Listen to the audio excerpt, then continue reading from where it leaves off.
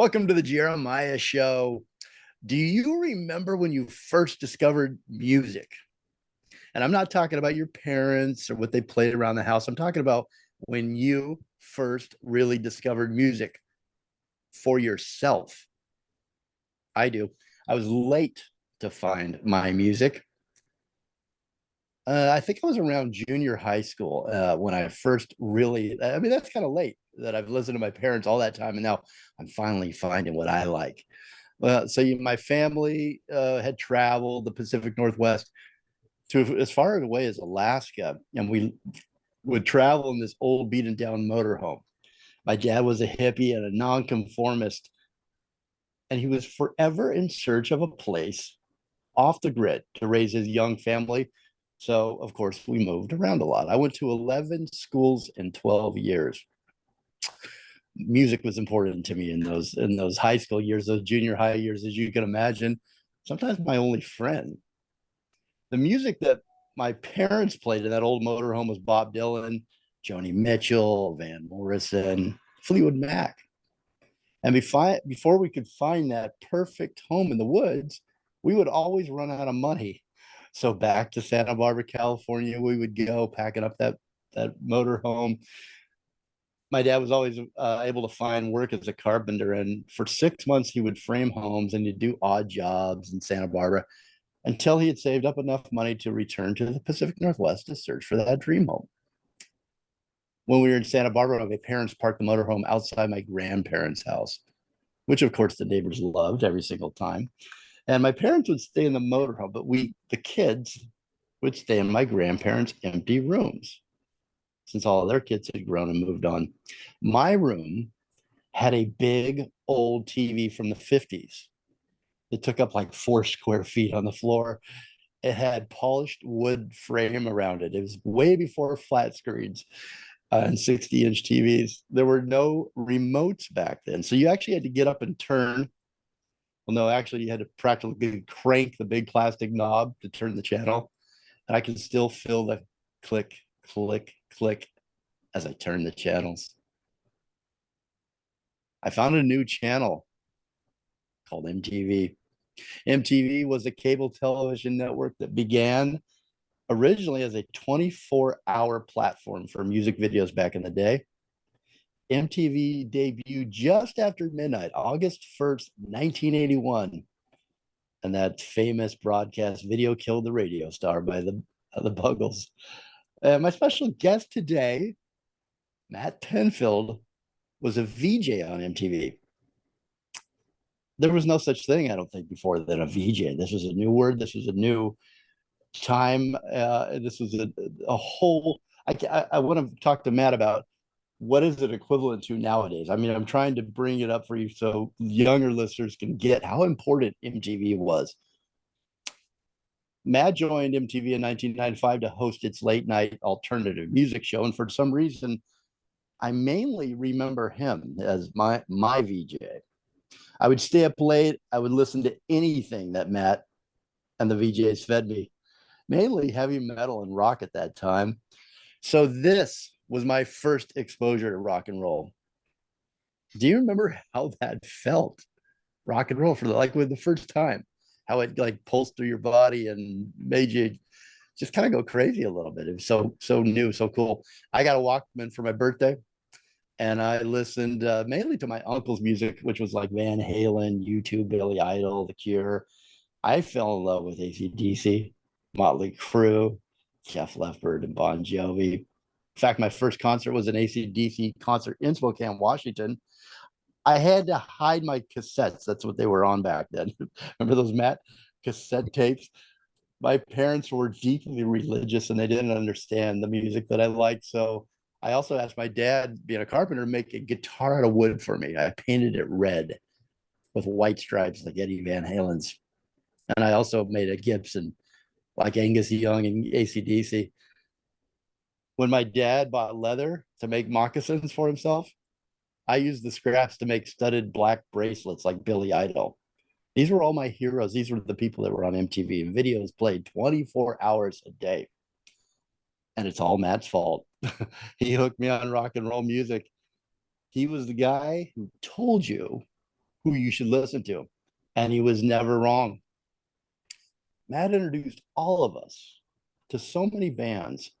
Many have made it to where they are now, I think, because of Matt.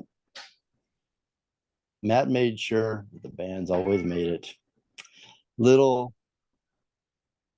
like the little astronaut in in the MTV logo. Matt Pinfield was like that in that era. It was like landing on the moon, MTV, and the music that he turned us on to. Through MTV, he played a major role in bringing the 90s alternate rock mainstream. He's interviewed everyone from Paul McCartney to Nirvana to Jay-Z. He's earned the trust and the admiration of artists and fans alike. Billy Corgan of the Smashing Pumpkins says he's the most trusted opinion in rock music. Matt went on to host several shows for the MTV family of networks. He was also a vice president from 2001 to 2006 at A&R for Columbia Records. The list of hosted programs that he has DJ'd or made famous is way too long to put in the intro here. We'll talk about him a little bit throughout the show today. And finally, I want to just point this out. Matt wrote a great memoir in 2016 called All of These Things I've Done, My Insane, Improbable Rock Life, published by Simon & Schuster. You can get that anywhere online. I was looking for it this morning.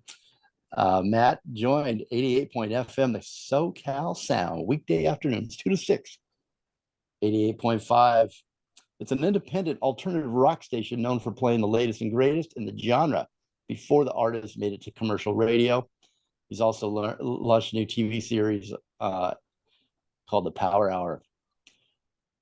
Welcome, Matt. I mean, I can keep going if you want to take a break, because I know you work so hard. You probably are looking for a break right now. No, While I that's read your good. bio.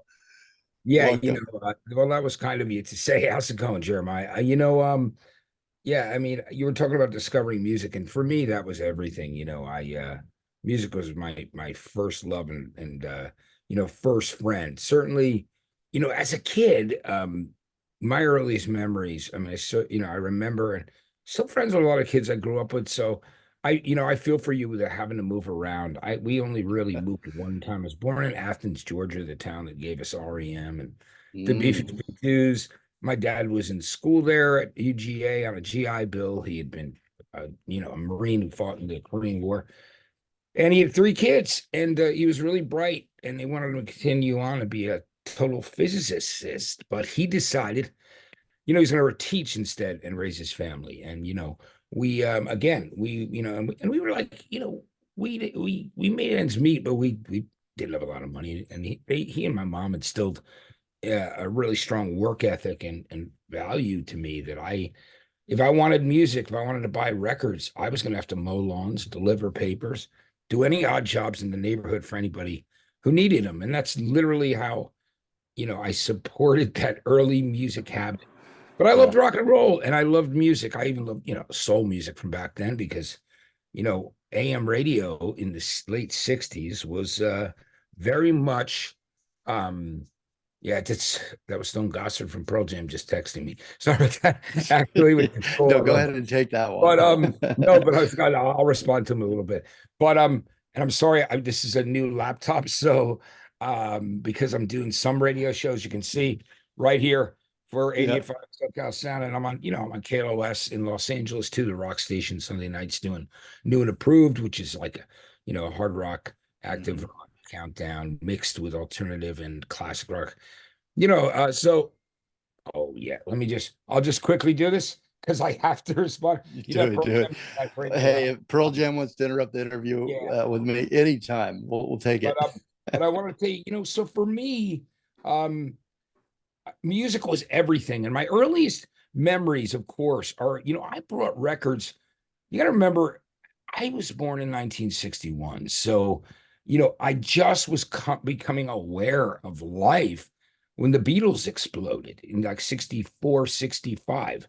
I was so Mhm. young, but I do have memories of sitting in front of a record player and that was I'm just going to quickly type this in stone.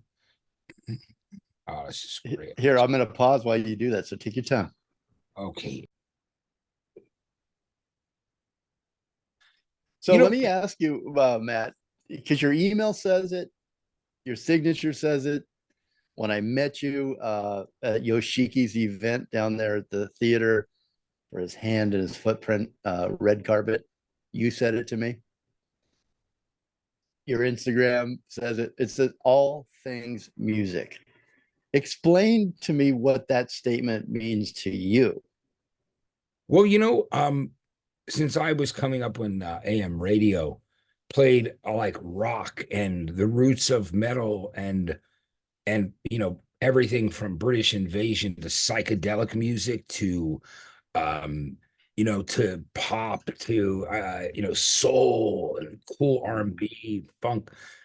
I liked everything. I mean, I was just really a sponge if it was a great song. And so all things music means that pretty much I just literally, have immersed myself in so many different styles of music and I love them. It's for me because, I'm certainly big on alt rock and metal and but I've loved everything for so long. And I'm just a sponge. And that's what I was, like you were talking about as a kid. And I think, when you're young and you're going through that thing as a young teen where you're kind of trying to find yourself. Yeah. And there's the awkward thing of kind of like going into it's pre-puberty, then puberty, and falling in love or what you thought was love, you know what I mean? And music was the soundtrack to everything, you know what I mean? So for me, it was an incredible thing. My earliest memories, besides like I said, I would bring a record into show and tell in kindergarten. That's what I would bring, a 45, which for people who don't know, it had one song on each side. It was a vinyl piece of a circle, a black circle that had a hole in it that you would put on a record player. So it was, and then, if you look, it's funny. There's a picture in my high school yearbook, my junior high year, and not junior high, I'm sorry. It was my high school yearbook, and I'm holding the first Tom Petty album and like showing it to someone, which is wild because, nobody knew who Tom Petty was till his third album. But I was always like looking for more and, having, music, again, I'm still a music obsessive. I'm always looking for new music, but I love and appreciate the history where songs came from. I thought, my approach has always been to share musical stories and experiences, so people will have, a context with records that they love. So for me, I was that guy sneaking backstage at shows when I was 16 because the drinking age was 18 in New Jersey and New York. So I could go to clubs when I was 16 and card anybody in the late 70s. So, so to backtrack a little bit, one of my earliest memories was driving in our car. No cars had air conditioning, hot summer day, 1966. And the music that was playing that summer when I was 5 years old, I just turned 5. I was coming out of 4. But, I had a pretty great memory. Even after all the drugs and alcohol that I indulged in the 80s and 90s, because hopefully not at 5 years old, right? But drugs and alcohol. Funny because so I just remember hearing on the radio and just being so excited that summer of, Paint It Black by the Rolling Stones, Sunny Afternoon by the Kinks, and, like Day Tripper or Paperback Writer by the Beatles, Summer in the City by the Lovin' Spoonful, Sunny Afternoon, I said by the Kinks, Sunny by Bobby Hebb. I mean, everything that was on the radio, it was just, you were a sponge. And so I remember driving my father to go pick up lumber and, listening to the radio. So radio was always something that I loved and was completely obsessed with. So we didn't have much money, but my dad was extremely smart. And he was not only like the physics teacher at the high school in East Brunswick, New Jersey, but he was the head of the audiovisual department, the AV club. He was the offensive line football coach. He would do everything. But he was a little bit of everything at the school, huh? His dad died when he was 11 in a car crash. So I just think my dad, one of the ways of dealing with those things was just to learn as much as he could and just be as busy. And he could build things. He was unbelievable. He was really an amazing man. I lost him in 2008 at 76 years old. But you know, he Well, uh, he go built ahead. a radio station with me. Like he got a catalog, right? This thing called I can't remember the name of it. It might have been called Science Fair, and it was a catalog where you could buy the parts to make a small AM transmitter to broadcast on radio. And we built it in the basement. We found beat up turntables that people were getting rid of. We bought a cheap Radio Shack, which is an old electronics store, mixer, and some microphones, like one microphone, actually. I mean, we could afford two. And I would broadcast, with my friends as a young kid when I was like 9 and Oh, 10. that's incredible. That's Yeah, in hilarious. the basement. And we would you would have to run the antenna up the TV antenna back when you had to have TV antennas. And there was no, of course, no cable. There was long before internet. And, and we'd broadcast one block. And we used to have these small transistor AM radios to listen to the radio on. I'd You- go to the guys, go listen to me a block away. And then the other guy would DJ and we go listen to him. It was pretty funny. We were doing that when we weren't out, like running around on a yeah. playing You go baseball. over to Maple Street, you gone too far. You have to go back to listen to get us back to Exactly, the tune. fades out in about, like about Oh, that's 100 yards. amazing. That's a Um, great story. it was amazing for me, but I gotta say, even though we didn't really have money, my dad, indulged in other ways. One of the other things that's really funny that I talked about recently with someone was that because he was the head of the audiovisual department, they had these schools had the first VTRs, which were video tape recorders and cameras, and they were these giant machines, right? They were like these giant block machines with reel-to-reel tapes. The tape was open, and it worked like a reel-to-reel tape. And he would, sneak those out of the school during spring break in the summer. And me and my friends would make movies in the basement when we were like 9, 10 years old, and nobody had that stuff. So even though we didn't have any money, my dad helped indulge my interests. And I Yeah. think indirectly, obviously, become a part of what I do with my life, TV and Right. radio. Inspired it. Inspired And it. so that's a pretty incredible thing when I I, look back at I love the story of you and your dad in '66 driving around and listening to all that music. That's got it.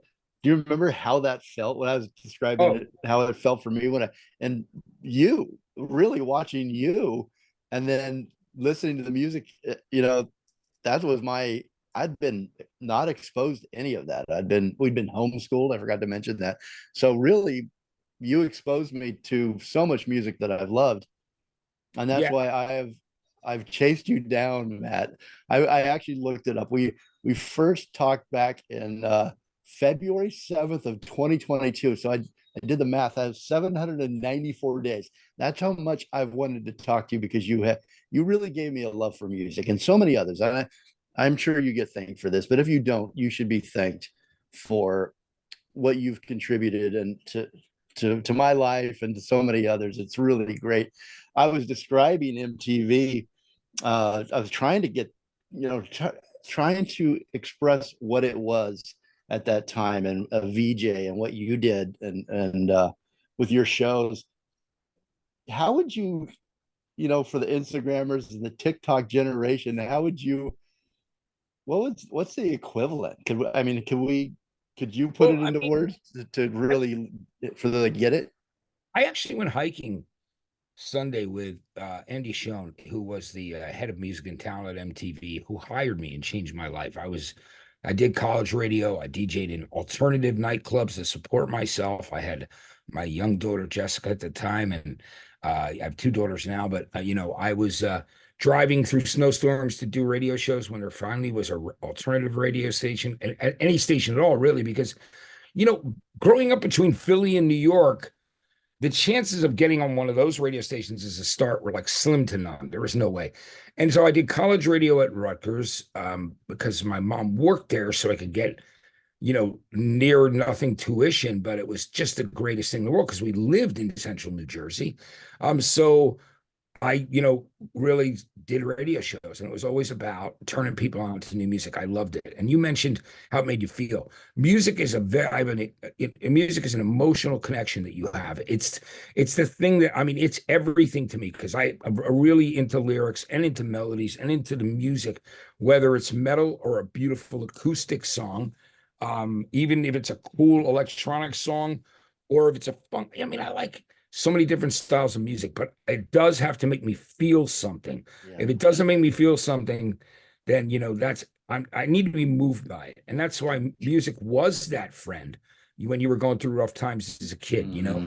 For me, that album was, the Who's Quadrophenia, which was about young disenfranchised young teenage boy who, they set it in the 60s with the mods and the rockers in London. But Eddie Vedder it's his favorite album of all time as well, for the same reason. It was about dealing with your youth and feeling not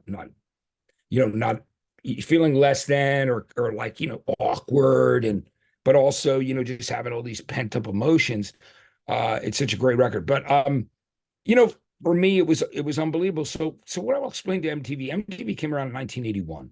Before that, I know it's a world people may, if you're younger, there were only like really a few shows that dealt with music on television, where you could maybe see a rock band like 3 times a week. There was American Bandstand, where bands didn't really play live; they lip synced with Dick Clark, and that was on Saturdays.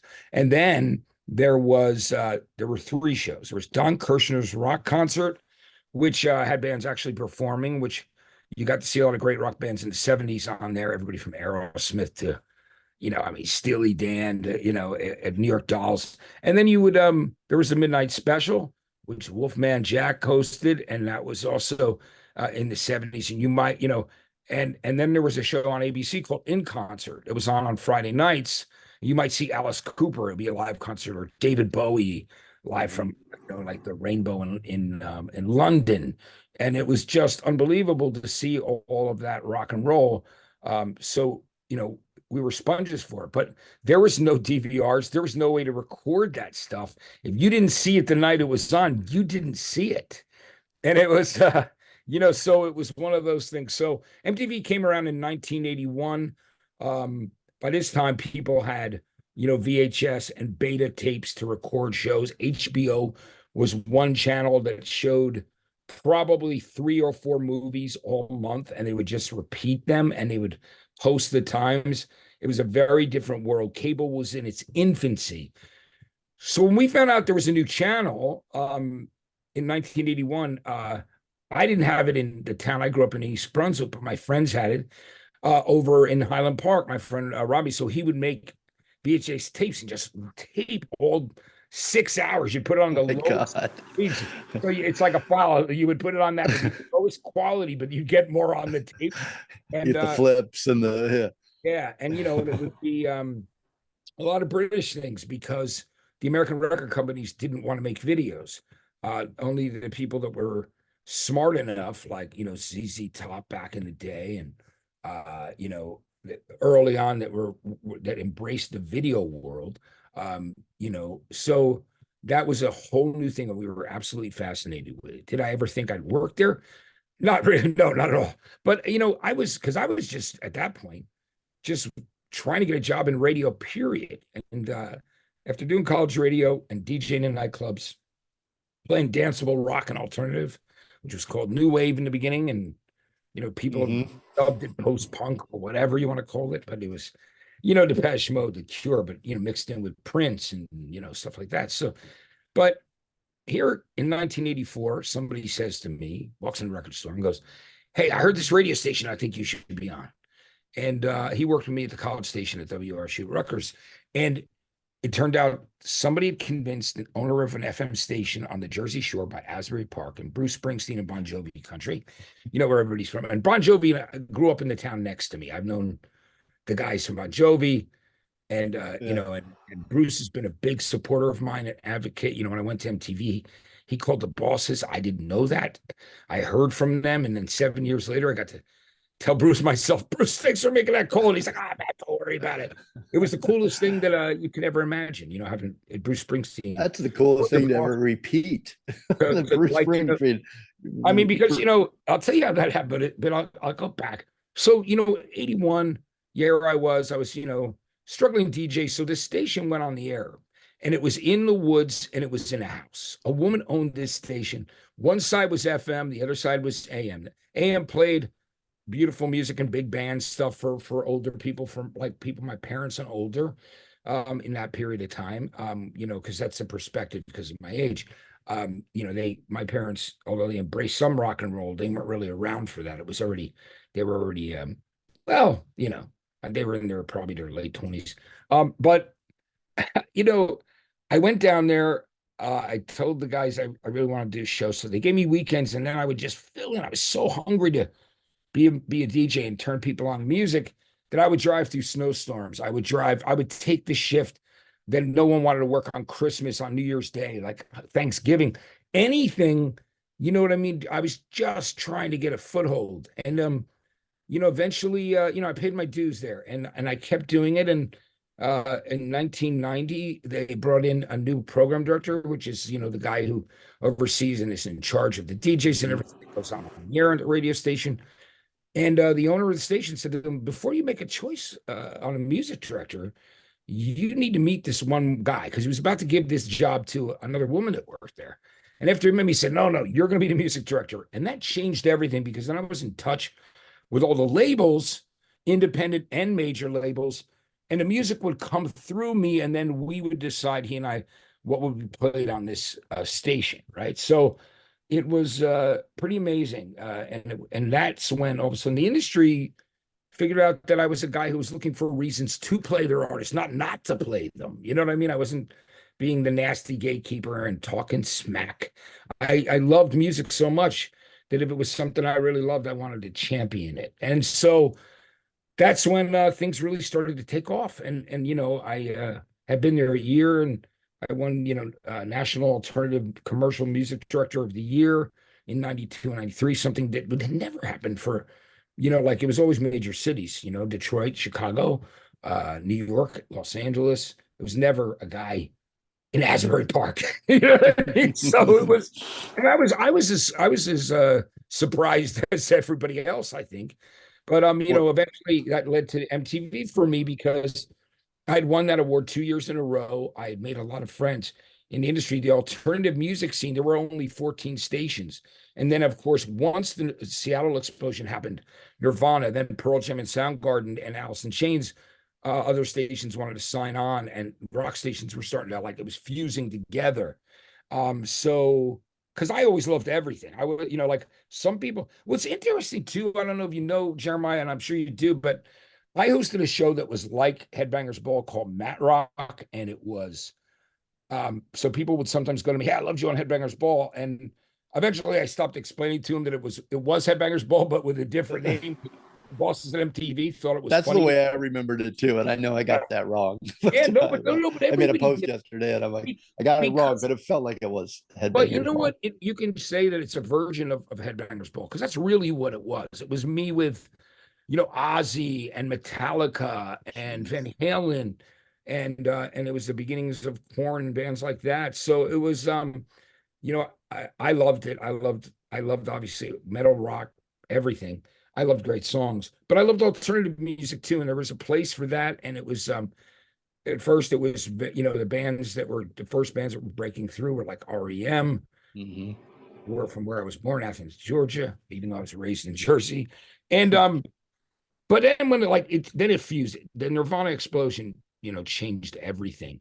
And I think in many ways, the Nirvana explosion is the reason why it was okay to put a guy like me, who was overweight, short, bald, spoke with his hands, was super passionate about music.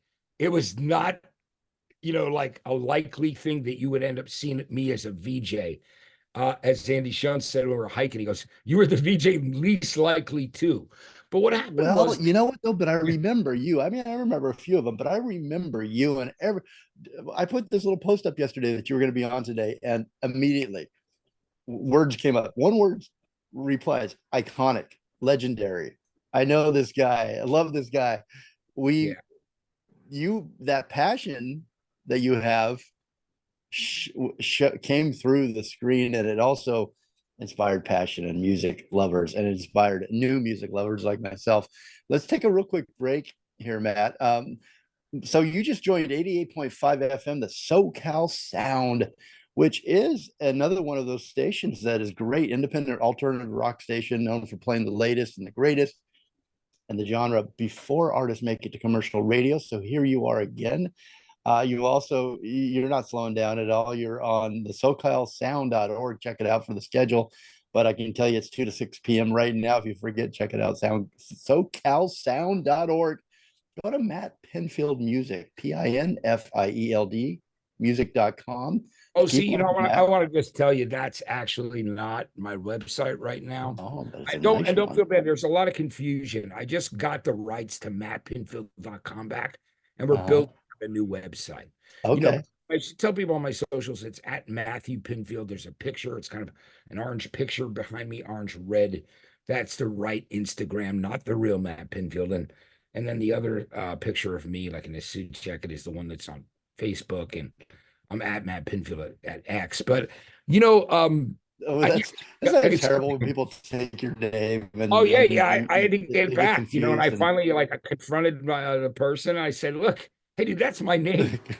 And Come they on, do man. a lot of people do those things, like they try to secure it and then sell it back to you. It's happened to sell it back to you, right? Take it hostage. Bernstein, let's take this real quick break here for the radio. All the things I've done, my insane, improbable rock life, published by Simon and Schuster, but you can find it anywhere.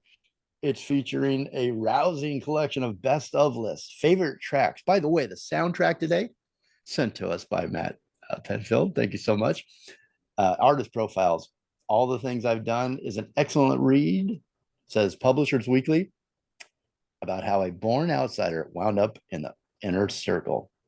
We'll be right back with more of Matt Pinfield. Don't go anywhere.